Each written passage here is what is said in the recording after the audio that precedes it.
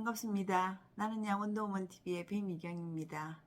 오늘 제가 여러분들과 하고 싶은 이야기는 우아한 거짓말 치사한 며느리입니다. 교회 봉사를 하러 자주 다녔던 저는 교회를 갈 때마다 어머니한테 눈치가 좀 보였습니다. 왜냐하면 제가 교회를 가면 저희 어머니가 교회 가면 떡이 나오냐 밥이 나오냐 이런 이야기를 자주 하셨기 때문에 아무래도 좀 약간 불편했었습니다. 신앙이 별로 없었던 저희 어머니는 집안일보다는 교회를 좀 우선으로 하는 저한테 좀 약간 불편해 하셨고, 저를 참 좋아하기는 하셨는데 한 가지가 딱 마음에 안 든다고 이야기를 하셨습니다. 그래서 제가 어머니 그게 뭔데요? 이랬더니 네가 다 마음에 드는데 교회 가는 거 하나 마음에 안 든다 그러셨거든요. 그래서 제가 그때 그렇게 얘기했죠. 어머니 아들이 교회를 다니기 때문에 제가 결혼을 한 거기 때문에 그걸 어머니가 저한테 싫어하시면 곤란합니다. 이렇게 얘기를 하니까 그래서 내가 아무 말 안 하고 산다 아이가 이렇게 말씀하기도 하셨는데, 그때는 제가 이제 교회에 막 이렇게 봉사를 하러 가면 불평이 좀 많으셨어요. 그래서 그날도 제가 이제 교회를 간다고 이렇게 얘기를 하니까 저희 어머니가 교회 가면 뭐 돈 주나 이렇게 얘기를 하시는 거였습니다. 그래서 제가 저도 모르게 돌아서면서 어머니 저 월급 받아요 이렇게 얘기를 했어요. 그랬더니 어머니가 순간 딱 이렇게 놀라시더니 얼마 받는데 이러셨어요. 그래서 제가 저도 모르게 80만 원 받아요 이렇게 우아하게 고개를 쑥 빼고 제가 말을 하고 말았습니다.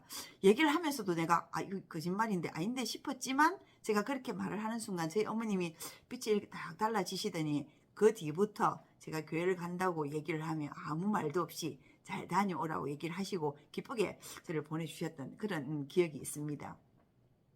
저희 어머니는 전략이 몸에 밴 분이셨어요. 그래서 자기 주머니에서 이렇게 돈이 나가고 뭔가 제가 이렇게 뭘 사거나 이렇게 하시면 항상 제재를 하시고 좀 많이 불편해 하셨습니다. 이게 평생을 아끼면서 살아온 분이시다 보니까 돈을 허투루 쓰는 걸 굉장히 좀 싫어하셨어요. 근데 어머니 옷을 제가 사드릴 때면 좀 많이 잔소리를 하셨습니다.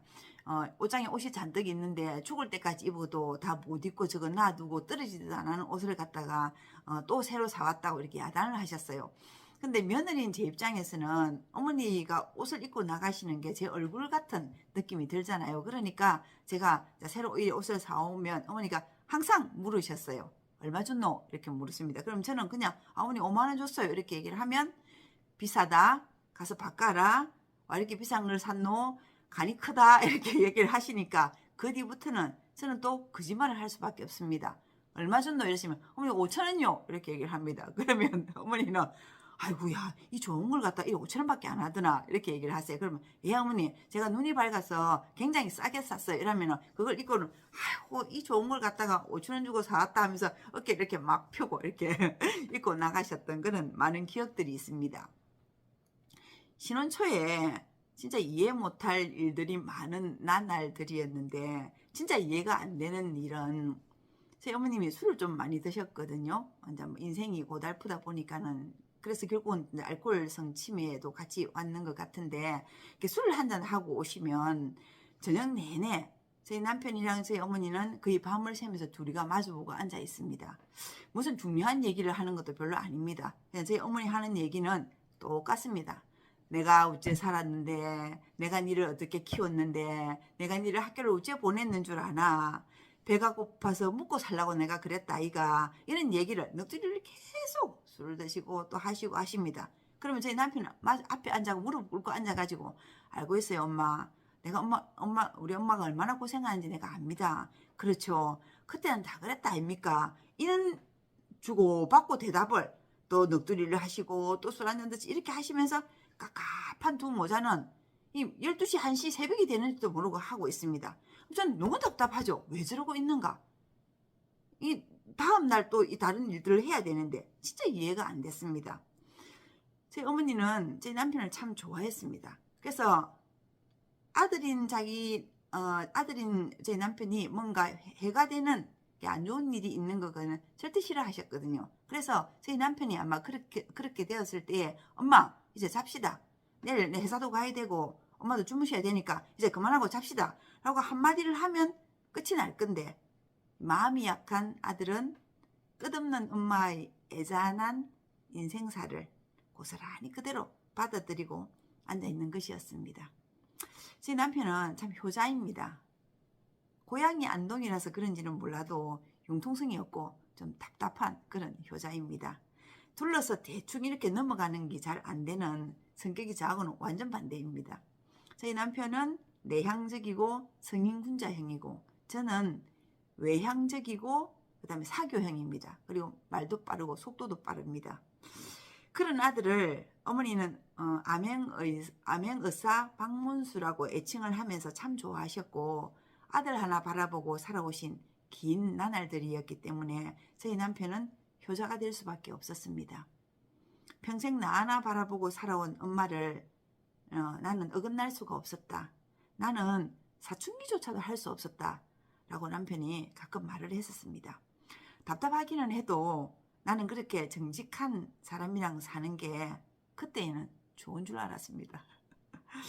그런데 가난한 집안에 제사만 많다고 하는데 효자 아들의 어머니가 치매가 진행이 되니까 그 며느리의 우아한 거짓말은 날이 갈수록 늘어날 수밖에 없었습니다. 이탈리아 동화책 중에 여러분들도 흔히 알고 있는 피노키오라는 동화 아시죠? 거짓말을 하면 코가 이만큼 자라나는 할아버지가 나무를 깎아서 인형을 하나 만들었는데 그 인형이 움직이는 인형이었고 거짓말을 할 때마다 이 피노키오의 코가 자라나지 않습니까? 아마 피노키오가 진짜 있다면 제 코는 너무나 길어져서 지구를 한 바퀴 돌고도 아마 남았지 않을까 하는 생각을 합니다. 마음이 참 불편하기는 했었습니다. 어떤 것이 옳은지 지금 생각해도 사실은 잘 모르겠습니다. 하얀 거짓말도 거짓말은 거짓말이니까요. 어떨 때는 뒷꼭대기가 이렇게 가려울 때도 정말 많았습니다. 아니 아마 매일 있지 않았나 싶습니다. 정직하게 설명을 다 해드려서 이해를 시켜야 그게 옳은 것인지 하루에 수십 번 진짜 수백 번씩 하는 그 질문 속에서 대충 대답을 하고 거짓말 섞어서 하고 넘어가는 내가 옳은지. 그런데 시간이 한참 지나서 지금 생각해보면 아마 우리 어머니는 정직한 아들 덕택에 가슴은 좀 뿌듯하셨을 것 같은 생각이 들고 시원시원하게 대충 얘기를 하고 넘어가는 며느리 덕택에 좀 편안하기는 했지 않았나 하는 생각이 듭니다. 옳고 그름은 시간이 지나도 판단하기가 참 어려운 것 같습니다. 지금이라도 저는 생각날 때 저희 어머니한테 용서를 한번 빌어야 되겠다는 생각이 드네요. 양봉이 여사님 죄송합니다. 솔직한 제 마음은 그렇지 않았습니다. 어머니 죄송해요. 저 좀 치사하기는 합니다. 편리함을 선택하든 정직함을 선택하든 아니면 또 둘 다 할 수 있는 방법이 혹시 있다면 저한테 한번 알려주십시오. 시간은 이미 지났지만 다시 해볼 수 있다면 정직하게 한번 살아보는 것도 선택해보고 싶은 생각이 들기는 합니다. 이것도 다 지나고 난 뒤에 제 회한이 아닌가 싶은 생각이 들기도 하네요. 고맙습니다.